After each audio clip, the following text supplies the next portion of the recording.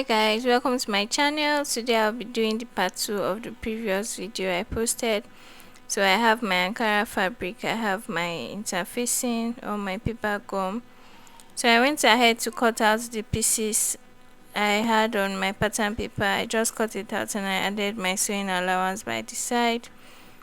And then this is what we have. So this is the first piece, this is the sleeve. I also have a tutorial on that already on my channel. I just cut the basic sleeve and added 5 inches extra for wideness. So this is the back pattern. I cut out the lining and the Ankara fabric the same. As you can see, we'll be turning them on each other. I also added my side allowance for sewing. I added about 1.5 inch by the side and 1/2 inch on the lower part for stitching. So this is one part of my front pattern. I already opened it up in my previous video, that's the slashing and spreading method.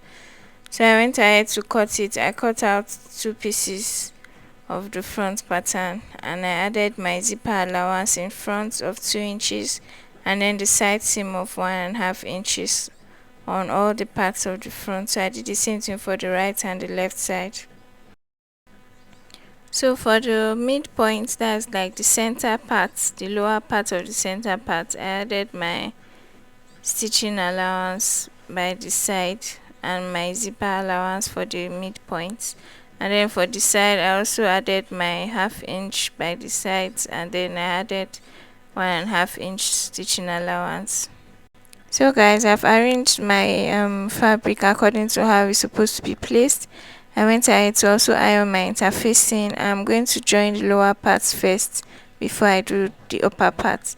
So I didn't attach any interfacing on the upper parts because it will be pleated or gathered, and for that we won't be needing any firmness. So the next thing we do is to join it. After joining it, this is what it looks like. You give it a good press so it sleeps properly and then just place the upper part on top and pleat it or gather it, whichever one you like. So what I'll be doing is I'll be placing this on top and be using my pin to hold it down and then pleat it. I'll do that for both sides, both the left and the right side. So go ahead and turn it right sides facing right sides and then you can start placing your fabrics together. I'm going to give a space of 2 inches from the zipper before I start pleating and another 2 inches away from the side seam.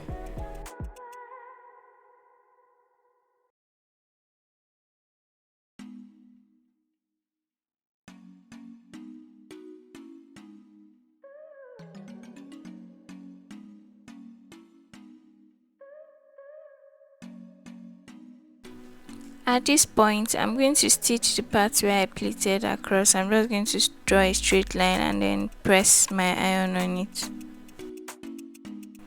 This is what it looks like after ironing it. I did this for both the left parts of the front bodice and the right part of the front bodice. Yeah, this is what we have. So the next thing I'm going to do is to turn it with the lining. I went ahead to pleat the same thing I did on the front, on the fabric, to the lining of the fabric. So I'm just going to turn it right sides facing right sides and then stitch from the neckline down to the zipper part and all around. And the only part I'm leaving open is going to be the armhole. So let's stitch it and let's see what we have. After sewing it all around, this is what we have. So I'm just using my scissors to notch the pointed parts and then to also notch the areas where there is a curve. So trim off the excess fabric by the side and make sure you notch your pointed parts. So by the time you turn it out, it's going to be really pointy. After notching and notching, the next thing you want to do is to turn your fabric inside out and give it a very good press. So as you can see, I'm pushing my finger to the parts where it's pointed so it comes out really pointy. So after turning it out and giving it a good press, this is what it looks like. I did the same thing for the right side of the front bodice as well, and our top is coming out really well. So let's head right into the back. So I also iron my interfacing on the back bodice for the Ankara fabric, but I didn't do that for the lining. So what I'm going to do, I'm going to sew around the neckline and the edges and also the lower part. But the first thing I'm going to do is to mark my darts on both the lining and the fabric. I'm going to mark my darts separately. To mark our darts, we'll be using our nipple to nipple measurement, which is 4.5 inches. Sorry, 9 inches divided by 2, which is 4.5 inches, and then I'll be making use of a length of 7 inches. So just go ahead and mark the point and create a straight line, so you have a straight dart as well. So I'll take it to my machine, stitch it on both sides, and do the same for the lining. So while stitching your dart, make sure you catching up to ½ inch for both sides, and then I did the same for the lining. So let's go ahead and sew the sides of the back bodice. So after stitching, this is what we have. I'm going to go ahead and notch the curved part, that is the neckline, and then cut out any excess fabric and also cut any pointed area and turn it out.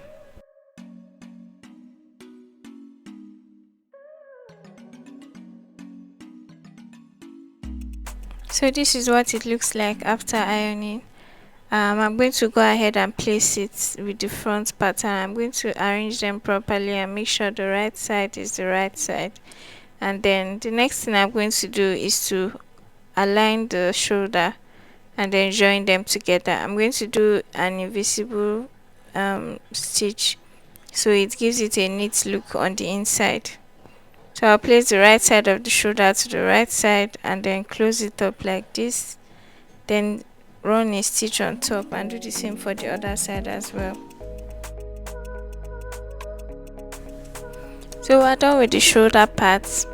The next step we're going to be taking is to turn it to the wrong side and then use the body measurements to shape in the sides. What I'm going to do, I'm going to make sure the waistline is the same before I start stitching it, so that it's going to look smooth when you turn it on the outer part. You can do your invisible stitch throughout, but I chose to do mine this way to be easier.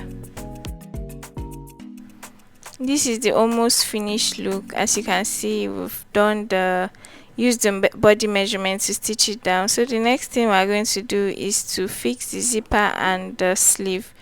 But let's go ahead and fix the sleeve first. So this is the sleeve we have.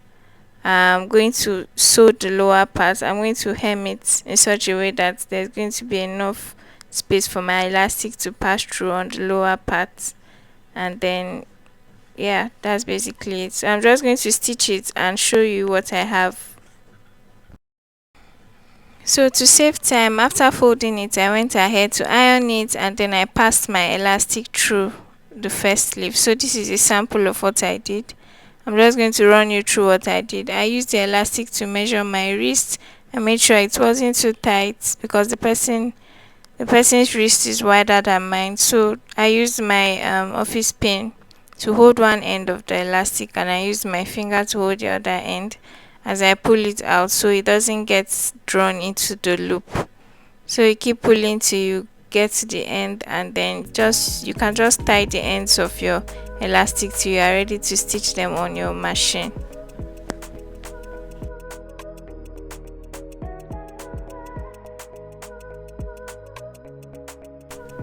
So moving forward, we are going to go ahead and fix our sleeve on the armhole. I'm just going to place the highest part and give it a notch, and then fix it on the sleeve, and then use the sleeve measurements for the armhole, then start sewing outwards to give it that fullness. I'm not going to sew inwards or use the exact measurements because of course it's a bishop sleeve, so I'm just going to use about 1.5 inch allowance that I added and sew the sleeve together. So this is what I have. I've done sewing the sleeve. I've gone ahead to fix my zip. And yes, we're done with our top. So thank you guys for watching. If you are new here, please subscribe to my channel. And if you are a returning subscriber, thank you for watching my videos. See you in my next video. Bye.